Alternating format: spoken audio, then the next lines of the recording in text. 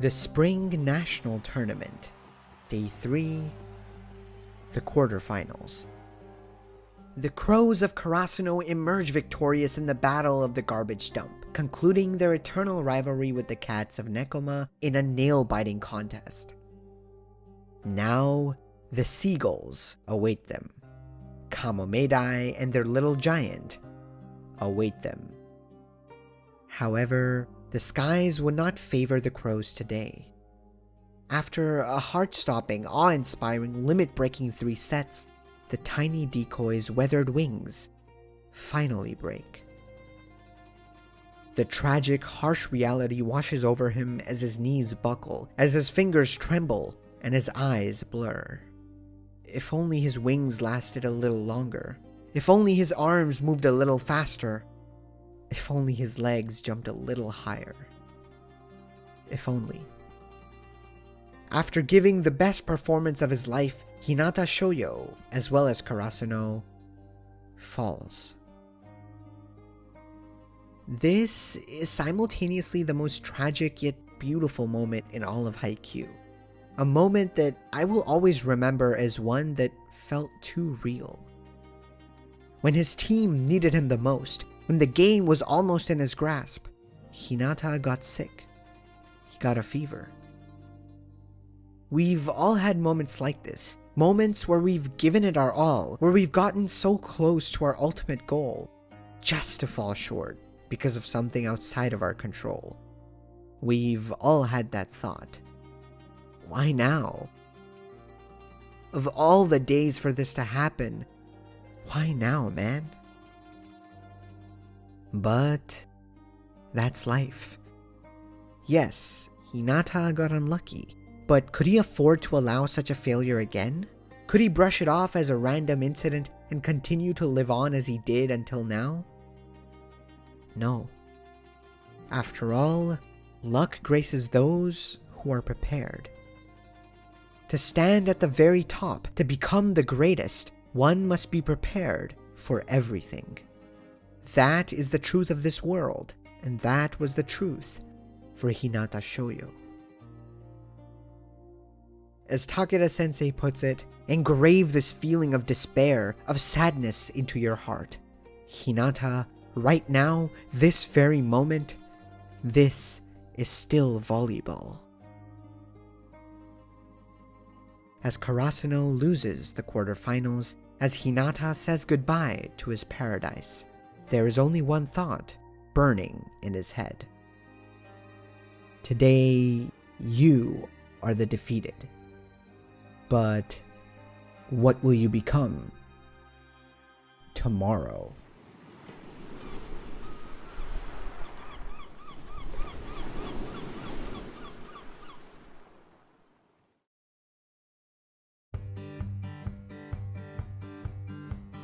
From the Tokyo training camp to the Ballboy saga, as much as I love these training arcs to death, there is one that, for me, stands above the rest. A training arc that beautifully yet realistically begins a new chapter in Hinata's life. One that is filled with hardship, struggle, and discipline. This is the culmination of all of the themes of Haikyuu. An arc that perfectly captures the brutal reality of what it takes to reach the very top. It's not just hard work and training, it's not just talent and hunger, it's the little things, the subtle habits that get you that much closer to greatness. This is the story of a man starting from scratch, breaking himself down over and over every single day in order to achieve his dreams. This is the final training arc in Haikyuu. This is the Brazil arc.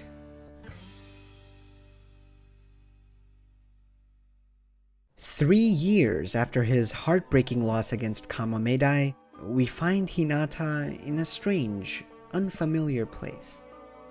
He sits on a bicycle, carrying a food delivery bag, surrounded by a foreign language. He gazes into a television screen on an unknown street, which shows a live broadcast of his teammate, friend, and rival, Kageyama Tobio, playing for the Japanese national team in the Olympics at the age of 19. Realizing he's getting late for work, Hinata takes off, delivering food throughout the streets of Rio de Janeiro. Somehow, someway, Hinata was in Brazil. As we cut to a panel of a beautiful Brazilian beach, we see Hinata playing volleyball, but not like he usually does. The brilliant sun shines upon him as a barefooted Hinata trudges through the sand, sending a fantastic set to his teammate, who scores the winning point. This wasn't indoor. This wasn't 5 versus 5. This was beach volleyball. In his second year of high school, again, he would learn a new language, he would master a new sport, he would work a job to finance himself, yet life would not go easy on this young man. The beach is a cruel mistress, with its buffeting winds and raging sands. The wind messes with his ball prediction, the sand hinders his jumps, and the sun's blazing heat reminds him of how little time he has. It's a hell of an adjustment to make, and the harsh circumstances forced him to change how he plays volleyball. He has to jump harder, think harder, move faster, while also learning new rules and new techniques all at once, and most of the time, it's still not enough. He loses match after match, tournament after tournament, with nothing to keep him going but a distant dream. Yet, he has no time to be sad about such things, because he has to immediately go off to work right after training. As he begins his job as a food delivery man, he finds himself constantly getting lost in the bustling roads of Rio. He finds it tough to pick up this new language, his roommate doesn't like him, and one day, he even loses his wallet. The wallet his sister had given him before coming to Brazil. Sometimes life just doesn't go your way, and what struck me about this arc was how it was willing to portray that experience in such a grounded way. I mean, we've all been there, when it feels like the world itself is against us, and wherever you go, whatever you do, it's all going wrong. For just a moment, it makes you think, did I make the right decision? Did I make a mistake? Are my dreams always going to remain dreams? It's a terrifying position to be in, and I can only imagine how much worse it must be for Hinata, who has to deal with all these different kinds of problems he's never faced before. There's no dialogue or thought bubbles that convey these emotions directly, but it's the lack of those aspects that tells a story in itself. His trembling hands, his bent posture, his panicked expression, and the back of his head, hiding his emotions as he gazes into this unknown world. Truly, nothing is going his way. And that brings us to a scene that breaks me every time I see it. A little moment that many people might overlook, but one that speaks to the very depths of my soul. As he comes back home from a hard day of work, losing his wallet and making no progress on the beach, the beaming smile we're so accustomed to, the radiant expression that always inspires those around him, drops. A melancholic Hinata stares at the lock screen of his phone with a look of sadness that I've honestly never seen on him. As the page turns, we see that his wallpaper is a picture of him and his teammates from high school.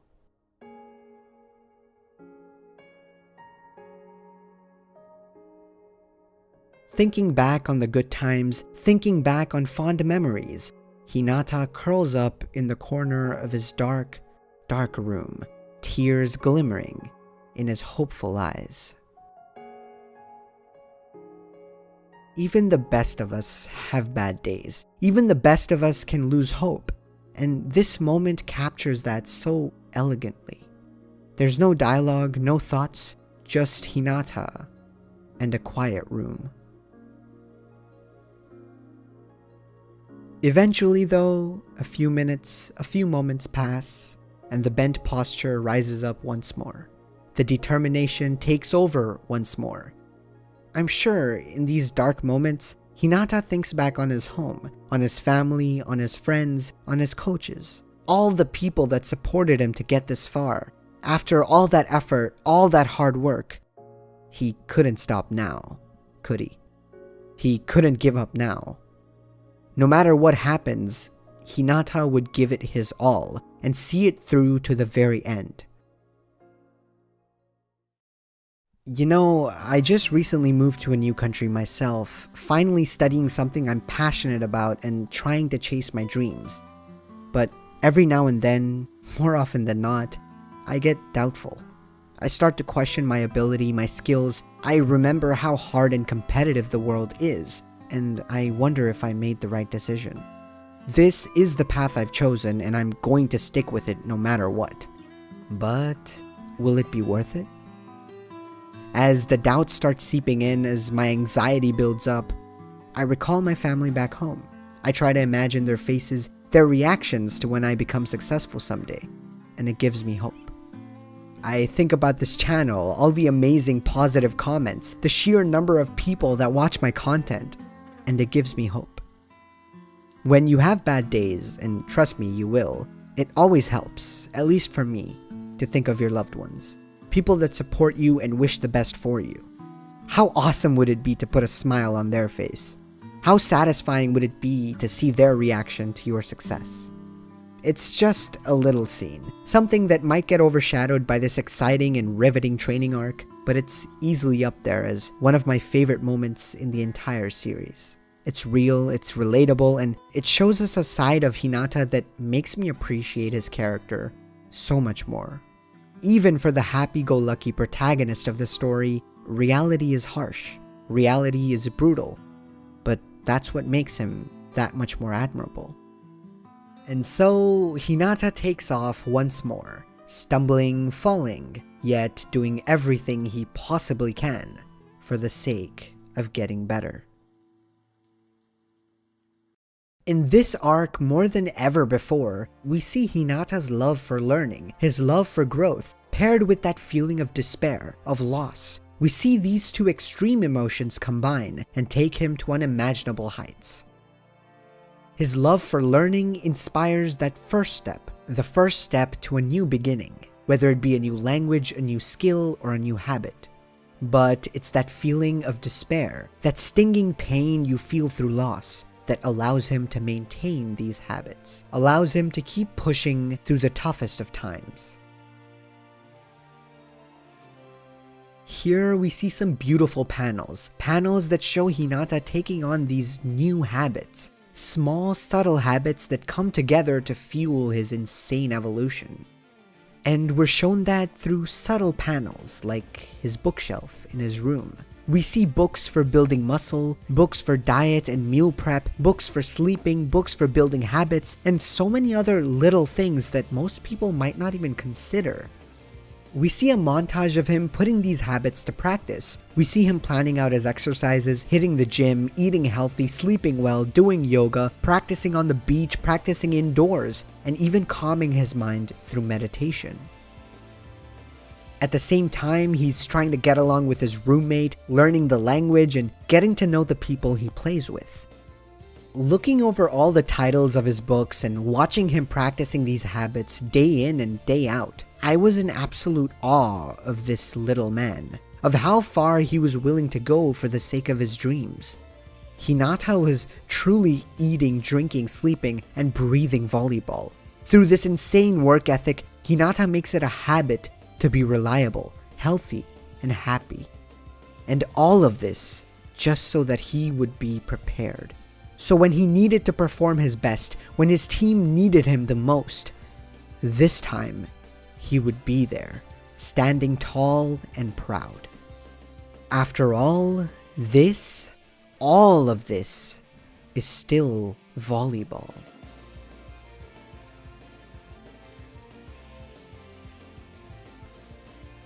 And so, Hinata's journey continues, as days, weeks, and months go by. Throughout this arc, he meets different people, learns different skills, masters different techniques, and slowly but surely, we watch as he develops a dangerous, deadly playstyle. a playstyle that builds on the decoy he used to be and makes it much, much more terrifying. This is the playstyle that finally took Hinata Shoyo to the world stage. And the person who planted the seed for that playstyle was none other than the Great King himself.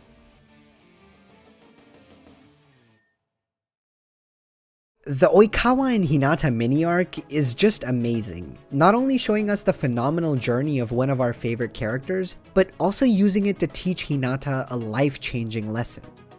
After all, through his games with Oikawa, Hinata learns to view himself from the perspective of the opponents. What do they think I'm going to do? How do they see me? And how can I manipulate that image? Hinata had been playing some pretty crazy mind games in the Kamamedai match, but that was only because he had 5 players through which he could create confusion, hide, stand out, and cause absolute mayhem. Now that it was just 2 players on the court, he had to switch things up. Until now, his greatest hurdle was covering the entire court. When a spiker was hitting and his partner was blocking, Hinata would have to defend the entire court on his own, which was quite the task. How could he accurately predict where the ball would come and then get there on time to get a perfect receive? I mean, he would have to know where the spiker was hitting before the ball was even on his side of the court, so how could he pull it off time after time? Until he met Oikawa, that answer was unclear, but once he began viewing himself from the opponent's perspective, it was like the entire world opened up. Through loss after loss, failure after failure, Hinata had finally realized what he needed to do. Rather than being at the mercy of his opponent, it was about time Hinata took control of the court himself. Instead of going after the ball at the last moment, he would direct the course of the ball to a position where he wanted it. And that would only be possible if he knew how his opponents were perceiving him. If I was in the opponent's shoes right now, where would I hit it? Using that information, Hinata could act like he was moving into a certain position, leaving a space seemingly open. It's as if he were saying, "Oh look, I'm over here. You don't want to hit it to me, do you?" And when the opponent went for the opposite space, the space Hinata had left open on purpose, Hinata would already be expecting it. With all the muscle and speed he'd built up, Hinata could reach that space in an instant, suddenly in total control of the game. With the help of his coach, his beach partners, and the Great King himself, Hinata refines this playstyle over the next few months, and as we descend upon the beaches of Rio, we see a well-muscled, ridiculously quick, and seemingly unstoppable Hinata gracing the court.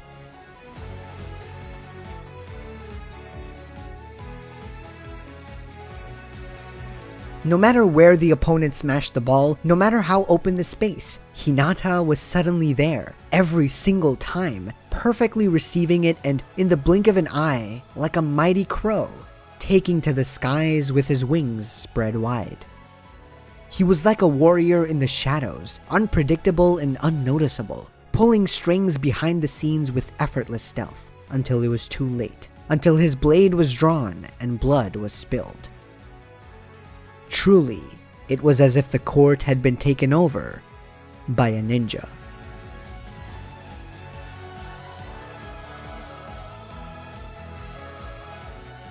This was the final step to becoming the greatest decoy, to become a decoy for himself.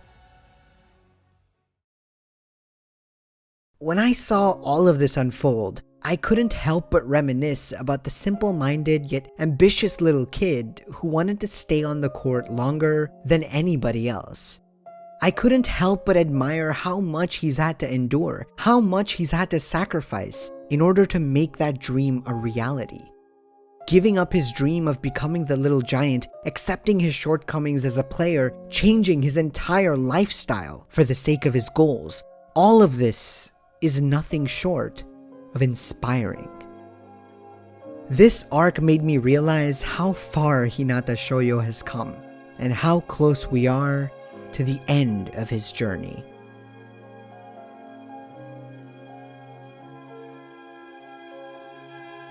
Soon, tales spread throughout Rio of a little Japanese man, clashing with the best of the best, who could partner up with anyone at any time and dominate the court through the shadows. Throughout all the beaches of Brazil, there was one name that everyone knew and everyone loved: Ninja Shoyo.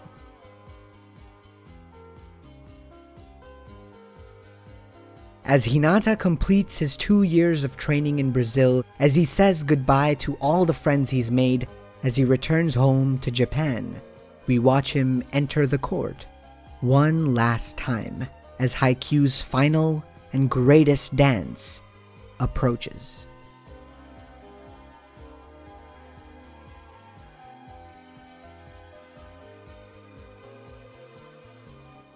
Thank you very much for watching this video. The Brazil arc is my favorite training arc in all of anime manga, and I've been waiting to make this video ever since I made my first ever Hinata analysis video. So thank you for watching it.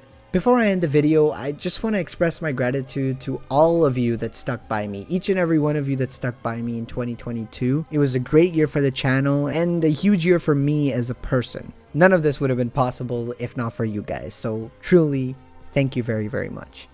If you enjoyed the content, consider liking, subscribing, and all that good stuff. With that, I wish all of you an amazing, a blessed, and a happy new year, and I guess I'll see you on the next one.